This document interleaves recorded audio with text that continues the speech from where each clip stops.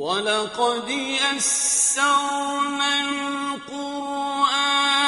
لِلذِّكْرِ فَهَلْ مِن مُّدَّكِرٍ حاصل ہو جائے۔ عسیٰ ربکم ان یرحمکم، یہ دور گزر چکے 2000 برس، یعنی ان کا سیکنڈ جو سمجھیے کہ زوال کی انتہا تھی وہ چلی آ رہی تھی 500 برس سے محمد الرسول اللہ صلی اللہ علیہ وسلم کی بعثت کے وقت تک۔ ایک عروج، ایک زوال، پھر عروج، پھر زوال، اور زوال کو 500 برس ہو گئے تھے جبکہ حضور کی بعثت ہوئی اور یہ قرآن نازل ہوا۔ ان حالات میں کہا جا رہا ہے عسیٰ ربکم ان یرحمکم، تمہارا رب اب بھی تم پر رحم فرمانے کو تیار ہے، ممکن ہے کہ تمہارا رب تم پر رحم کرے۔ وَإِنْ عُدْتُمْ، اگر تم نے وہی روش اختیار کی، وہی کفر کیا، وہی حق کو ماننے سے انکار کیا اور اعراض کیا، عدنا، پھر ہم وہی کچھ کریں گے جو ہم نے پہلے کیا تھا۔ وَجَعَلْنَا جَهَنَّمَ لِلْكَافِرِينَ حَصِيرًا، اور ہم نے کافروں کے لیے جہنم کو تو باڑا بنا رکھا ہے، جیل تو بنا رکھی ہے ہم نے جو ان سب کا احاطہ کر لے گی۔ جس طرح کہ جانوروں کے باڑے میں بند کر دیا جاتا ہے، اسی طریقے سے قید خانہ ہم نے تیار کر رکھا۔ آخرت کا قید خانہ تو ہے ہی، اس دنیا میں بھی تم پر عذاب کے کوڑے برسیں گے۔ ان ھذا القرآن یہدی للتی ہی اقوم، دیکھو اب یہ قرآن جو ہم نازل کر رہے ہیں اپنے بندے محمد پر صلی اللہ علیہ وسلم، یہ گویا کہ اب شاہ درا ہے، اللہ کی رحمت میں داخل ہونا ہے تو اس سے داخل ہونا ہوگا۔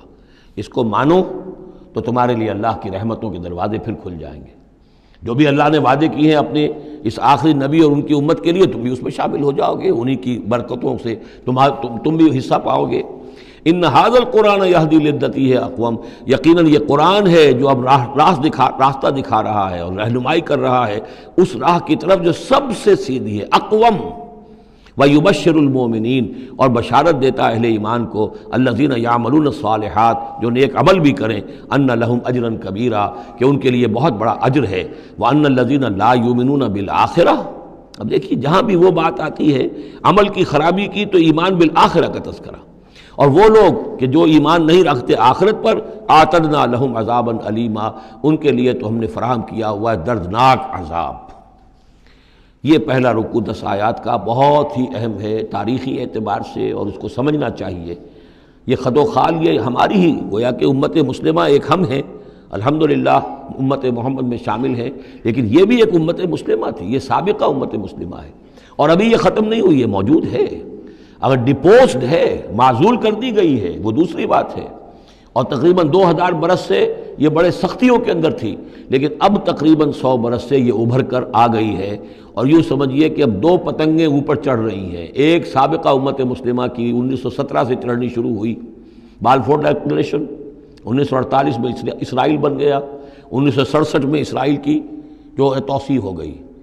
1991 میں آپ کو معلوم ہے کہ جو اس کا اربوں میں ایک ہی دشمن ہو سکتا تھا جس سے اسے خطرہ تھا، عراق، اس کا برکس نکال دیا گیا۔ اب وہ اس پورے علاقے کے اندر تو ایک اتنی بڑی طاقت ہے کہ کسی عرب ملک کے اندر یہ جرت نہیں ہے کہ وہ اسرائیل کا مقابلہ کر سکے۔ لیکن یہ کہ امت مسلمہ میں بھی رینائسنس شروع ہوا ہے،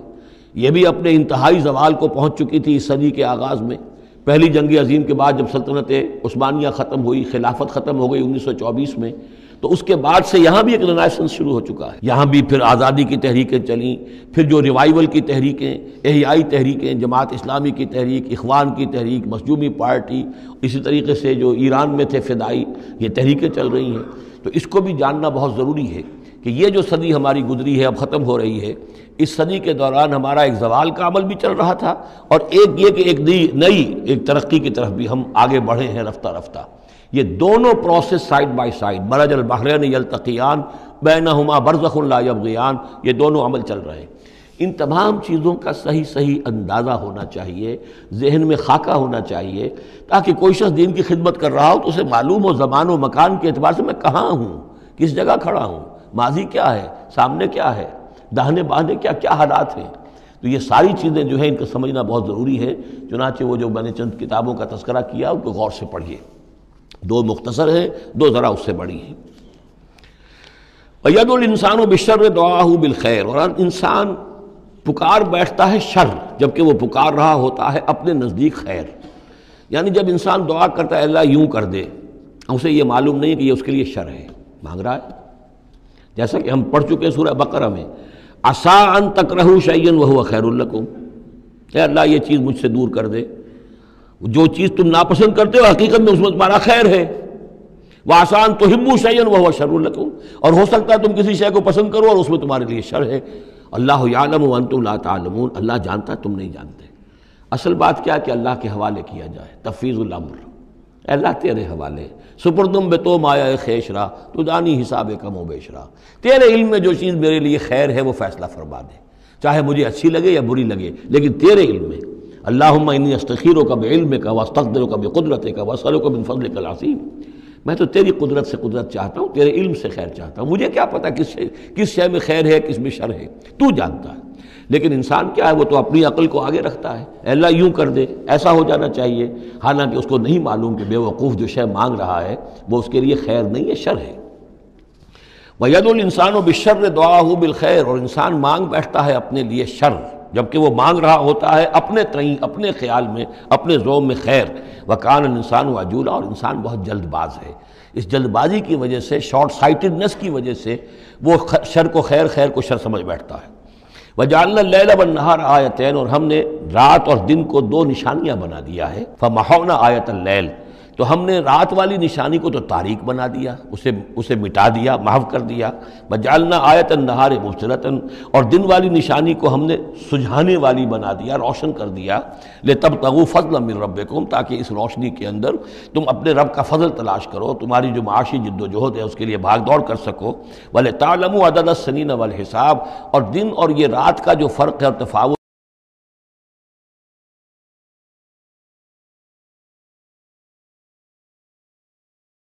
نظام الاوقات ہے، ایک دن ایک رات ایک دن ہو گیا، پھر ایک دن ایک رات، اس طرح بڑھتے بڑھتے پھر ہفتہ بنتا ہے، جو پھر اس کے بعد جو ہے وہ مہینہ اور سال۔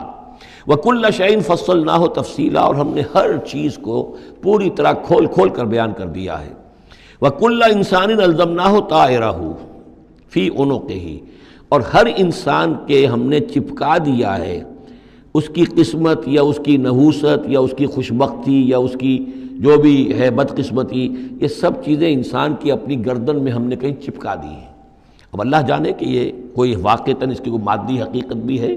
شاید کوئی گلینڈ ایسا ہو جو ابھی تک ہمارے ڈسیکشن میں نہ آیا ہو، کوئی بہت ہی مائکروسکوپک ہو، اور اس میں کوئی بڑا ہی یوں سمجھیے کہ مائکروسکوپک کمپیوٹر اللہ نے لگا رکھا ہے، یہ سب ہو سکتا ہے، کچھ ممکن نہیں کہ پھر ہمیں کہیں معلوم ہو کہ یہاں پر کوئی چیز ہے، اونوں کہیں اس کی گردن میں کوئی شے ہے کہ جو ہم نے وہاں پہ لٹکا دی ہے۔ وَكُلَّ إِنسَانٍ أَلْزَمْنَاهُ طَائِرَهُ، طائر کا لفظ جو آتا ہے عام طور پر تو نحوست کے لیے آتا ہے، لیکن یہ کہ اس کے ساتھ یہ جو بھی قسمت ہے، کسی کا مقسوم ہے، جو بھی اس کو ملنا ہے، یہ ساری چیزیں جو ہیں انسان کی، وہ ہر انسان کے ساتھ گویا کہ اس کی وہ کتاب الکتاب میں سے اللہ تعالیٰ نے جو اس کا کھاتا ہے، اس کا ڈیبٹ کریڈٹ وہ یہاں پر لگا دیا ہے۔ وَنُخْرِجُ لَهُ يَوْمَ الْقِيَامَةِ كِتَابًا يَلْقَاهُ مَنشُورًا، اور ہم نکال لیں گے اس کے لیے قیامت کے دن اسے ایک کتاب کی شکل میں جسے وہ پڑھے گا، کھلی ہوئی کتاب، یعنی یہیں پر شاید وہ کوئی لگا ہوا ہے، کوئی ریکارڈر ہے کہ جس کے اندر وہ سارے ہمارے افعال و اعمال ریکارڈ ہو رہے ہیں، چاہے وہ کتنا ہی مائکروسکوپک ہو، اور اس کے بعد اس کو نکال کر جو ہے وہ رکھا جائے یہ ایک چپ کے اندر۔ آپ کو معلوم ہے چپسی کا تو سارا کھیل اس دنیا میں چل رہا ہے، اس میں آپ کی پوری زندگی کی فلم موجود ہے، آپ نے ایک ایک حرف جو زبان سے نکالا وہ موجود ہے، آپ کے ذہن میں جو جو خیالات آتے رہے وہ موجود ہیں، آپ کے دل میں جو جو نیتیں پروان چڑھتی رہی وہ موجود ہیں، وہ ایک چپ جو ہے کفایت کرے گا۔ وَكُلَّ إِنسَانٍ أَلْزَمْنَاهُ طَائِرَهُ فِي عُنُقِهِ وَنُخْرِجُ لَهُ يَوْمَ الْقِيَامَةِ كِتَابًا يَلْقَاهُ مَنشُورًا، اور کہہ دیا جائے گا اقرا کتابک، خود پڑھ لو اپنی کتاب، یہ اپنا اعمال نامہ خود پڑھ لو۔ کفا بنفسک اليوم علیک حسیبا، تم خود بھی آج کافی ہو کہ حساب کر لو، ڈیبٹ کریڈٹ کا حساب جوڑ لو، یہ سارا تمہارے سامنے تمہارا کچا چٹھا موجود ہے۔ من اہتدی فانما یہتدی لنفسہ، جو کوئی بھی ہدایت پر آتا ہے، ہدایت کو اختیار کرتا ہے تو وہ اپنے بھلے کے لیے، اپنے فائدے کے لیے۔ ومن ضل فانما یضل علیہا، اور جو گمراہ ہوتا ہے تو ظاہر بات ہے وہ اپنے اوپر ہی اس کا وبال لے گا، گمراہ ہوتا ہے اپنے اوپر، اپنے خلاف، اپنے اوپر ہی وبال لے گا۔ ولا تزر وازرۃ وزر اخری، اور دیکھو نہیں ہوگی کوئی جان اٹھانے والی کسی اور کے جان کے بوجھ کو، ہر ایک کو اپنا بوجھ خود اٹھانا ہے، جو بھی آپ کے اعمال کا انبار ہے وہ آپ کے کندھوں پر ہوگا، کوئی اور نہیں اٹھا سکے گا۔ وما كنا معذبين حتى نبعث رسولا ومن ضل ولا تزر وازرة وزر اخرى وما كنا معذبين حتى نبعث رسولا. یہ میں نے پہلے بھی حوالہ دیا تھا. آج یہ اللہ کی سنت رہی ہے کہ کسی قوم کے اوپر عذاب ہلاکت، عذاب استیصال، چھوٹے عذاب تو آتے رہتے تھے، لیکن یہ کہ بڑا عذاب جس سے کہ قوم کو نسیہ منسیہ کر دیا جائے، جیسے قوم نوح اور قوم ہود اور قوم صالح پر آئے وغیرہ، ان کے بارے میں اللہ کا قانون یہ ہے کہ جب تک رسول کو نہ بھیج دیا جائے، رسول حق کا حق ہونا واضح نہ کر دے، کوئی اشتباہ نہ رہے، حق مبرہن ہو جائے، اتمام حجت ہو جائے، رسلا مبشرین و منذرین لئلا یکون للناس علی اللہ حجت بعد الرسل، پھر اس کے بعد عذاب آتا تھا. وما كنا معذبین حتی نبعث رسولا، ہم عذاب دینے والے نہیں رہے ہیں جب تک کہ رسول نہ بھیج دیں. وَإِذَا أَرَدْنَا أَن نُهْلِكَ قَرْيَةً أَمَرْنَا مُتْرَفِيهَا، اور جب ہم فیصلہ کر لیتے تھے کہ کسی بستی کو یا کسی علاقے کے رہنے والوں کو ہلاک کرنا ہے تو پھر ہم کھلی چھوٹ دے دیتے تھے اس کے جو مرفہ الحال لوگ ہوتے تھے، دولت والے، پیسے والے، ان کی رسی دراز کرتے تھے. فَفَسَقُوا فِيهَا، وہ خوب ادھم مچاتے تھے، فسق و فجور، لہو و لعب، عیاشیاں، بدماشیاں، اس کا بازار گرم کر دیتے تھے. فَحَقَّ عَلَيْهَا الْقَوْلُ، یہاں تک کہ وہ گویا کہ بھٹی پوری طرح دہک جاتی تھی اور وہ بستی یا وہ علاقہ جو عذاب الہی کا پورے طور پر مستحق ہو جاتا تھا. وَحَقَّ عَلَيْهَا الْقَوْلُ فَدَمَّرْنَاهَا تَدْمِيرًا، تو پھر ہم اس بستی کو اکھاڑ کر پٹخ دیتے تھے، اللہ کی طرف سے عذاب آ جاتا تھا. یعنی یہ بتایا جا رہا ہے کہ عذاب آنے میں سب سے بڑا حصہ جو ہوتا ہے کسی قوم کے سرمایہ داروں کا ہوتا ہے. ان کی رنگ رلیاں، ان کے جو بھی ان کے عیش اور ان کی عیاشیاں اور ان کی بدماشیاں جو ہیں، در حقیقت وہ عوام اگر روک نہیں رہے تو وہ بھی مجرم ہو گئے. ہاں، جو روکنے والے ہیں، نہیں منکر کرنے والے، ان کو اللہ تعالیٰ بچا لیتا ہے، ورنہ یہ کہ جن لوگوں نے ان کو روکا نہیں، گویا کہ وہ انہی کے حکم میں ہیں. وَكَمْ أَهْلَكْنَا مِنَ الْقُرُونِ مِنْ بَعْدِ نوح، اور کتنی ہی نسلوں اور قوموں کو ہم نے ہلاک کیا ہے نوح کی قوم کے بعد. وَكَفَى بِرَبِّكَ بِذُنُوبِ عِبَادِهِ خَبِيرًا بَصِيرًا، اور آپ کا رب کافی ہے لوگوں کے گناہوں سے واقف ہونے کے اعتبار سے، وہ جانتا ہے. کفا بِرَبِّكَ بِذُنُوبِ عِبَادِهِ خَبِيرًا بَصِيرًا، خبیر اور بصیر ہونے کے اعتبار سے خوب جانتا ہے کس نے کیا کمایا ہے، کس نے کون کون سے گناہ جو ہیں اپنے نامہ اعمال میں درج کرائے ہیں.